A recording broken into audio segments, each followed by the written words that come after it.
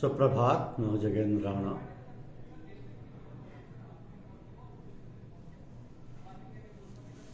आज हम जिस आध्यात्मिक विषय पर चर्चा कर रहे हैं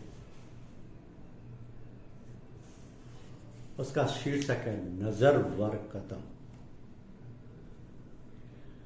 नजर वर कदम। मनुष्य जीवन मिला भगवान की दया कृपा से। केवल मनुष्य जीवन ही नहीं, साथ में और सारी सुख सुविधाएं, धन संपत्ति, स्त्री पुत्र आदि जीवन को सरस, सुंदर और सुखदायी बनाने में सहायक है।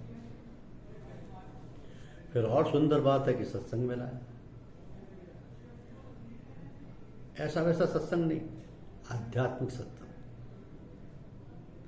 जिसके प्राप्त होने से जीवन सत्यम शिवम सुंदरम बनकर मनुष्य भगवान की गोद में जा विराजता है और मनुष्य जीवन का जो सच्चा ध्येय है उसे प्राप्त कर सदा सर्वदा के लिए कृतकृत्य हो जाता है।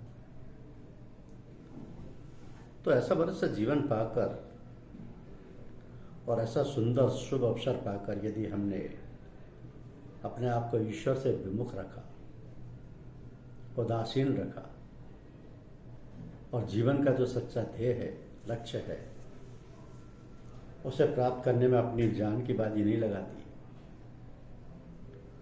तो पछताना पड़ेगा। ये सब काम अभी इसी समय, इस छोटी उम्र में करने का है। ऐसा नहीं सोचना और विचारना कि अभी तो खेलने खाने के दिन है, अभी हमारी उम्र क्या है, अभी तो समय बहुत है, या जब बुढ़ापा आएगा तब देखा जाएगा। ऐसा ही लोग सोचा करते, किंतु ऐसा सोचना सरासर भूल है। आप देखिएगा अपने घर में, पास पड़ोस में बूढ़े लोगों को क्या वो किसी काबिल है कि ऐसा पुरुषार्थ कर सके? ना भाई, वह तो बुढ़ापे में ऐसे जर्जर शरीर हो जाते हैं कि एक आसन से ज्यादा देर बैठ भी नहीं सकते। कहीं दिमाग की शिकायत है तो कहीं अतिसार ने आ घेरा है तो किसी को गठिया ने जकड़ रखा है और भी न जाने कितनी भयंकर बीमारियां आ घेरती। और ये मन तो इतना शैतान हो जाता है कि छोटे छोटे बच्चों की तरह बड़ी उछल कूद मचाए रहता है कि तनिक देर भी शांत होकर बैठना दूभर कर देता है। शरीर निर्बल दुर्बल हो जाने के कारण कोई कामकाज तो कर नहीं सकते। ख्याली घोड़े हर वक्त दौड़ते रहते हैं और हवाई किले बनाते रहते हैं, कुछ करना धरना तो दूर की बात।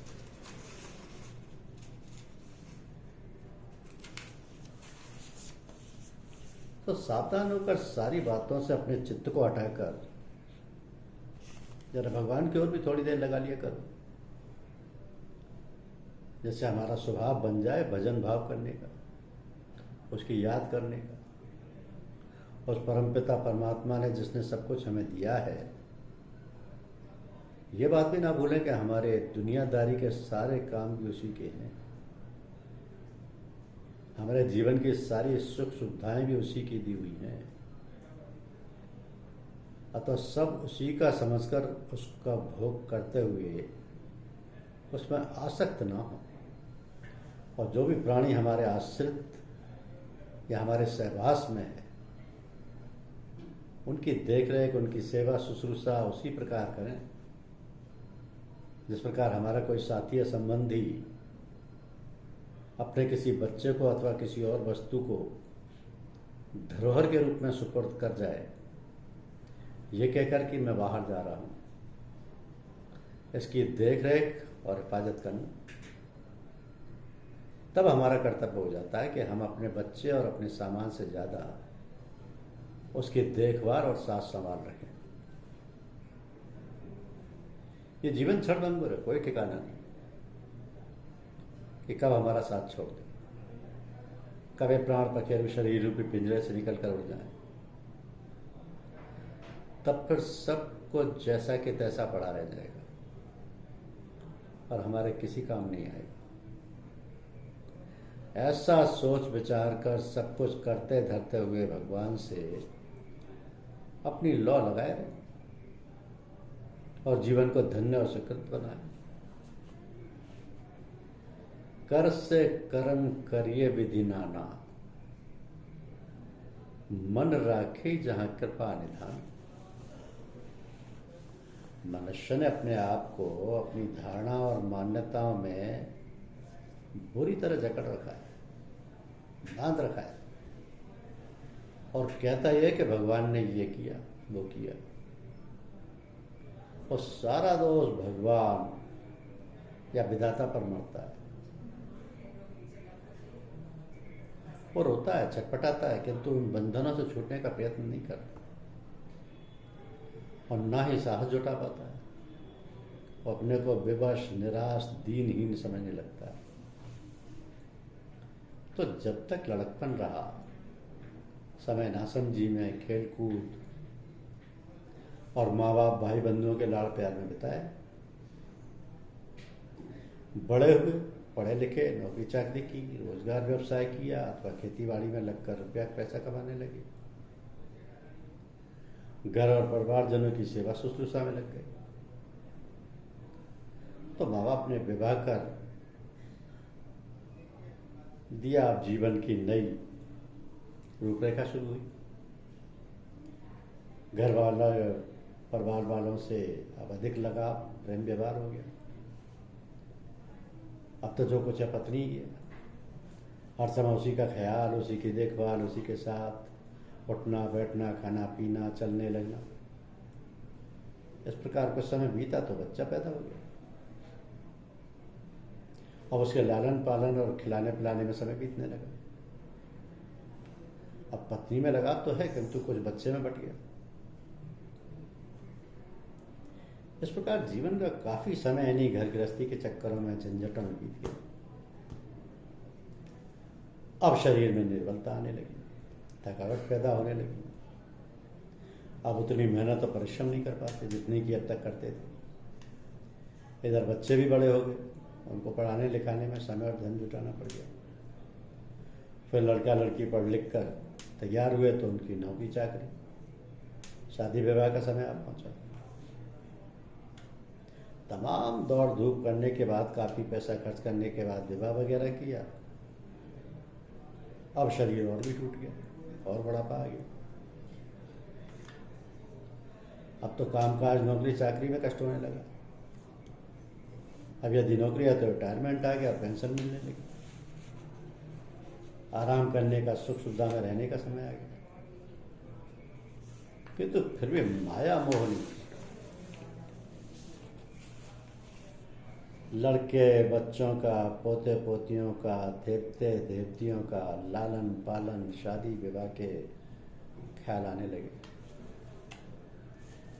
मतलब ये कि मनुष्य को फुर्सत नहीं, समय नहीं जो आराम से चैन से बैठ सके। कभी कभी विचार आता है कि कुछ भजन पूजन किया जाए, कुछ राम रहीम से नाता जोड़ा जाए, लेकिन कहाँ फुर्सत। एक न एक खोखाट लग जाती है, अंत में सब कुछ छूट जाता है। न शरीर में शक्ति है, न सोचने विचारने की बुद्धि है। कभी गाते हैं, खुश होते हैं, और कभी इतना चिड़चिड़ाते हैं कि घर में किसी से ठीक से बात नहीं करते। हर समय डांट फटकार, ये नहीं किया वो नहीं किया, ये खराब कर दिया वो खराब कर दिया। इन सब बातों से लड़के, बच्चे, पत्नी इत्यादि सभी परेशान हैं। तो यही है संसार, उसका बंधन और व्यवहार। इतना सब कुछ होते हुए भी वो यही चाहता है कि अभी और जिए। घर के लोग भी अब नफरत करने लगे, लड़के बच्चे भी डांट के फटकारने लगे, परंतु फिर उन्हीं में लगे लिपटे रहना और मौत से दूर रहना। ये चाहते हुए दिन काट रहे हैं, मौत से दूर रहना चाहते हुए दिन काट रहे हैं। यही सब है संसार, और इन्हीं सब बातों में जीवन के सुनहरे दिन बीत जाते हैं। जीवन का जो लक्ष्य था परमात्मा की प्राप्ति का, उसकी ओर कुछ भी ध्यान नहीं दिया। स्त्री पुत्र धन दौलत इन्हीं की इच्छा वासना में समस्त जीवन की इतिश्री हो गई और जीवन न छोड़ने की इच्छा हुए भी अंत में मृत्यु के चंगुल में जाना पड़ता। सावधान हो जाओ, उठो जागो और लक्ष्य की प्राप्ति के लिए कटिबद्ध होकर डट जाओ। वजह तुम्हें मिलेगी और अवश्य मिलेगी। साहस और भगवान का सहारा, आसरा और भरोसा लेकर चेष्टा करो, सब कार्य पूरा होगा। आप आध्यात्म मार्ग पर चल रहे हैं, मार्गदर्शक पथ प्रदर्शक साथ है, फिर आपको चिंता किस बात की? भाई पथ प्रदर्शक के माने हैं कि वह मार्ग की पूरी पूरी जानकारी रखता है। उसे मालूम है कि कहाँ जंगल है, कहाँ भयानक जानवर रहते हैं, कहाँ नदी है, कहाँ खाई है जिनको पार करना है, और कहाँ चोर डाकू और लुटेरों का डर है। वो जानता है कैसे और किस प्रकार से चलना है और क्या सामान मार्ग में आवश्यक हो। फिर क्यों घबराहट है आपके अंदर? इसका मतलब स्पष्ट है कि आपको पथ प्रदर्शक पर, राहबर पर विश्वास नहीं है, वरना जरा भी परेशानी और घबराहट आपको नहीं होनी चाहिए। ऐसा लगता है कि किसी के कहने पर आपने पथ प्रदर्शक ले लिया है, आपने ठीक तरह से उसकी जांच पड़ताल नहीं की कि वास्तव में वह पथ प्रदर्शन के योग्य है भी या नहीं। इसलिए अंतर में उधड़ बुन और उथल पुथल लगी रहती है।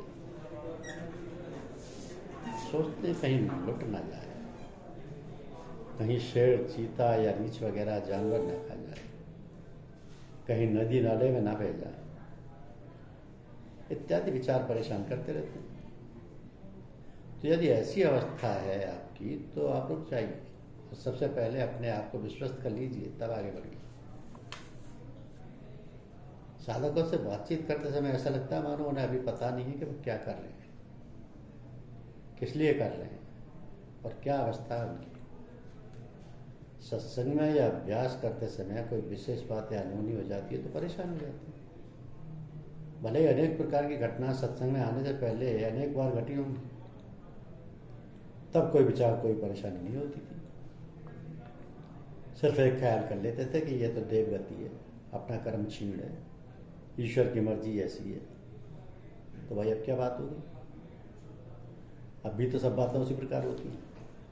ऐसा नहीं समझेंगे और हम ये सोचेंगे कि जब से सत्संग करने लगे हैं, पूजा पाठ करने लगे हैं, तब से तो बड़ी मुसीबतें आ रही हैं, न जाने क्या क्या बलाएं आकर घेर लेती हैं। भाई हम तो ऐसे सत्संग और पूजा पाठ से बाज आए। एक सज्जन ने कुछ पूजा पाठ शुरू की तो कुछ समय बाद उनके पुत्र की मृत्यु हुई। उनकी पत्नी ने कहा कि आपके पूजा पाठ करने से ऐसा हुआ है, और तो पूजा बंद हो गई। यद्यपि इसके पूर्व भी उनके कई बच्चों की मृत्यु हुई, तब भाग्य का दोष था और अब पूजा का है। क्योंकि हम जो पूजा करते हैं समझते हैं कि भगवान पर एहसान कर रहे हैं, इसलिए भगवान पूजा करने वालों को किसी प्रकार की परेशानी ना हो। ये बात सब लोग सोच समझ लें कि पूजा करने से तो मन की शांति मिलेगी, मन में साहस पैदा होगा, मन हमारा शुद्ध और निर्मल बनेगा और धीरे धीरे अंतर में अच्छाइयाँ और शुभ गुण आने लगेंगे। हमारे अंदर से दुर्वासनाएं, दुर्भाव और दुर्विचार मिटकर शुभकामनाएं और शुभेच्छा पैदा होगी, किंतु शनै शनै। हाँ, कभी कभी ये भी होगा कि आपके अंतर में षट विकारों का जोर भी महसूस होगा, काम क्रोध आदि विकारों में प्रबलता मालूम होगी, पर वो थोड़े समय के लिए होगी। उसी प्रकार जैसे नाली की सफाई करते समय बदबू मालूम होती है और थोड़ी देर में बिल्कुल समाप्त हो जाती है। तो ऐसे अवसरों पर घबराना या परेशान नहीं होना चाहिए, वरन जिसकी देखरेख और गाइडेंस में हम चल रहे हैं उनको सूचना देते रहें। यह बहुत जरूरी बात है कि हम उन्हें अपनी हर अच्छी बुरी हालत की सूचना देते रहें और जो भी आदेश मिले उसका पालन करते रहें। बहुत से लोग सोचते हैं कि वह अंतर्यामी है, सब जानते हैं। ये सब बहुत गलत ढंग है। उन्हें मालूम हो या ना हो, हमें अपनी सब हालातों की सूचना देते रहना चाहिए। तब दिल को शांति, सुकून और बेफिक्री है। यह है नजर बरकत।